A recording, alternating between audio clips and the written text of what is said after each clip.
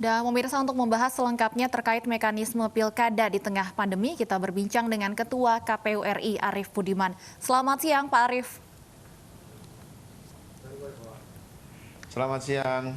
Ya, Pak Arief, sedikitnya 59 bakal calon kepala daerah terindikasi positif COVID-19. Seperti apa ini mekanismenya untuk calon kepala daerah yang positif COVID-19? Ya, untuk calon kepala daerah yang positif COVID-19, maka pelaksanaan tahapannya untuk yang bersangkutan ya, kan setelah mereka mendaftar, kemudian dilakukan verifikasi dokumen, pemeriksaan kesehatan, itu mengalami penundaan karena yang bersangkutan harus melakukan isolasi dulu.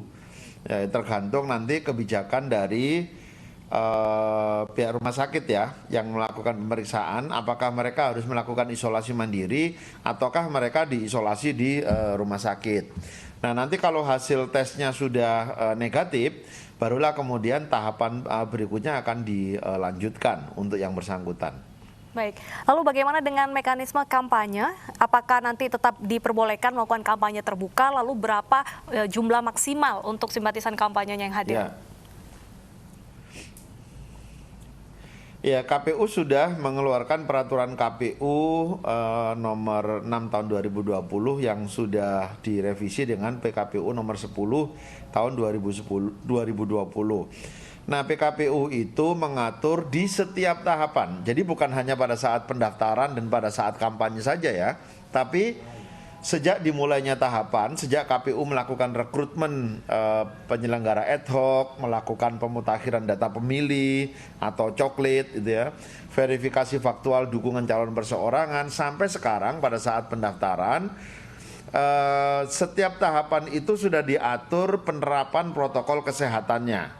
Nah, pada saat kampanye nanti ada beberapa hal yang memang kita ubah. Pertama, KPU meminta kepada peserta pemilu atau bakal pasangan calon ini, nanti kalau sudah ditetapkan menjadi pasangan calon dan tiga hari kemudian dia melakukan kampanye, maka kampanye itu sebenarnya kami himbau dilakukan secara daring.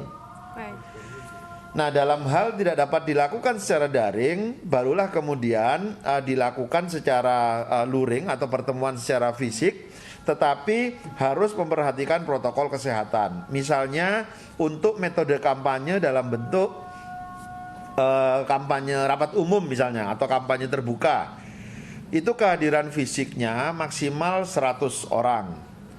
Nah, selebihnya bisa mengikuti melalui daring. Kemudian untuk pertemuan terbatas atau dialog, itu dilakukan dengan kehadiran fisik maksimal 50 orang. Ya, selebihnya silakan dengan daring.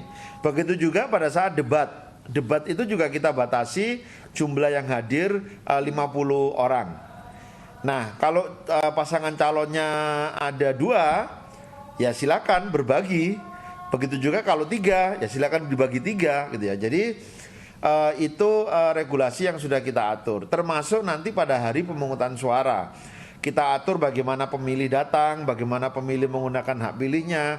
Semua tujuannya adalah untuk menciptakan pemilihan kepala daerah yang sehat dan aman.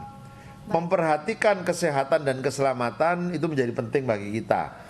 Sehat untuk penyelenggaranya, sehat untuk pesertanya, maupun sehat untuk pemilihnya gitu. Baik, Pak Arief, kalau melihat pada saat pendaftaran kemarin saja banyak calon kepala daerah yang membawa massa dan menimbulkan kerumunan. Bagaimana nantinya pada saat kampanye memastikan aturan ini diberlakukan? Apakah ada sanksi tegas yang akan diberikan kepada calon kepala daerah yang melanggar protokol kesehatan? Ya, pertama tentu kami berharap ya semua pihak bisa mematuhi menjalankan protokol kesehatan ini karena sudah diatur dalam peraturan KPU. Nah, bagaimana kalau mereka tidak patuh? Sepanjang ruang-ruang itu dimiliki kewenangannya oleh KPU, KPU akan mengambil tindakan.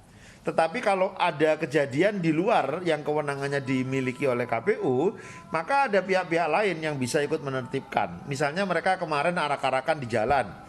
Tentu pihak kepolisian menggunakan regulasi yang ada, regulasi tentang keamanan dan ketertiban misalnya, kemudian regulasi tentang penanganan COVID di tengah di masa sekarang gitu ya. Itu kan tentu mereka bisa juga mengambil tindakan itu. Nah, nanti pada saat kampanye kalau ada regulasi yang dilanggar, tentu ya dimulai dengan memberikan peringatan bisa, memberikan teguran bisa.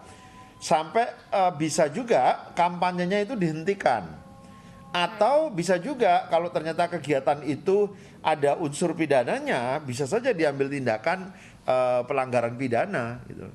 Baik, untuk Jadi pelaksanaan akan kampanye sangat tergantung pada kegiatan apa, di bagian mana, oleh siapa gitu ya. Pelaksanaan kampanye ini apakah juga disesuaikan dengan zona wilayah tersebut? Dalam arti kalau masih zona merah tidak boleh kampanye, tapi kalau sudah memasuki zona hijau baru boleh dilakukan kampanye.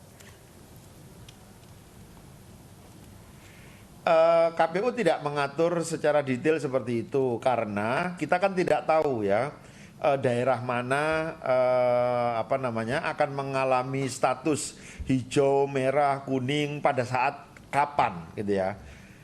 Bisa saja hari ini daerah tersebut merah, tapi bisa saja minggu depan kemudian menjadi hijau. Makanya sebetulnya yang dipentingkan adalah kepatuhan kita bersama supaya penyebaran COVID-19 ini makin hari makin terus melandai sampai nanti pada hari pemungutan suara itu semua bisa masuk dalam kategori hijau gitu loh. Baik, kembali terkait sanksi. Bagaimana kalau misalnya daerah tersebut? Baik, Pak Arief, kembali terkait sanksi. Pemerintah dalam hal ini Mendagri mengungkapkan adanya kemungkinan sanksi diskualifikasi bagi calon kepala daerah. Bagaimana kalau dari KPU sendiri?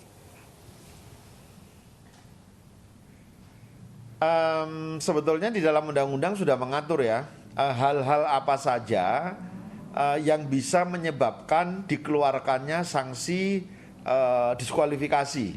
Ya. Misalnya di undang-undang mengatur tentang money politics. Kalau itu terbukti putusannya inkrah, maka bisa didiskualifikasi. Tetapi tidak semua hal memang sanksinya itu sampai dengan diskualifikasi. Tetapi ada juga regulasi-regulasi lain yang bisa menentukan seseorang misalnya dianggap melanggar perbuatan pidana. Nah, kalau mereka inkrah bisa saja karena hal itu kemudian dia didiskualifikasi. Karena statusnya yang berubah misalnya menjadi terpidana, misalnya begitu. Baik. Karena ada proses pelanggaran pidana, ditangkap, prosesnya cepat, kemudian inkrah gitu ya, bisa saja karena hal itu bisa status seseorang bisa berubah gitu. Baik, untuk mekanisme kampanye secara daring ini bagaimana mekanisme dan pengawasannya dari pihak KPU? Karena ini yang pertama kali dilakukan sepanjang sejarah pilkada kita, Pak. Ya, sebetulnya ini bukan yang pertama kali dilakukan. Di dalam pemilihan kepala daerah sebelumnya maupun di dalam pileg dan pilpres, sebetulnya kampanye melalui media sosial itu sudah dilakukan. Kampanye melalui media massa, cetak dan elektronik juga sudah dilakukan gitu ya. Jadi KPU berkoordinasi dengan pihak-pihak terkait ya, karena ini berkaitan dengan penggunaan teknologi informasi, komunikasi. Kami sudah beberapa waktu yang lalu kami sudah bertemu KPU, Bawaslu dan Menteri Kominfo ya. Kami sudah membicarakan beberapa hal. Kami sudah menandatangani MOU. Jadi beberapa hal sudah kita lakukan untuk antisipasi kalau penggunaan media daring ini digunakan secara tidak semestinya oleh pasangan calon gitu. Baik, terima kasih banyak Pak Arief Budiman sudah bergabung bersama kami di News Siang. Tentunya kita sama-sama berharap pilkada ini bisa berjalan dengan lancar meskipun digelar di tengah pandemi.